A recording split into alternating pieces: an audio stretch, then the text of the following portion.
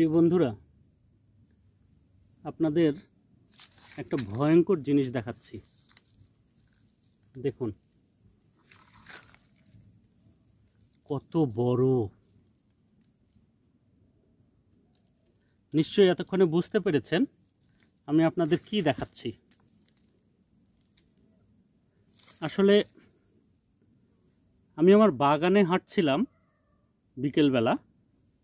হাঁটতে হাঁটতে হঠাৎ করে আঁতকে উঠেছি পায়ের নিচে। তাকিয়ে দেখি এই বিশাল বড় একটা সাপের খোলস।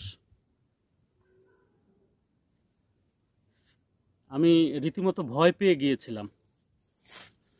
আসলে প্রথমে তো ভেবেছিলাম যে সত্যিকারের সাপ, কিন্তু পরে খেয়াল করে দেখি না, এটি আসলে সাপের একটি খোলস।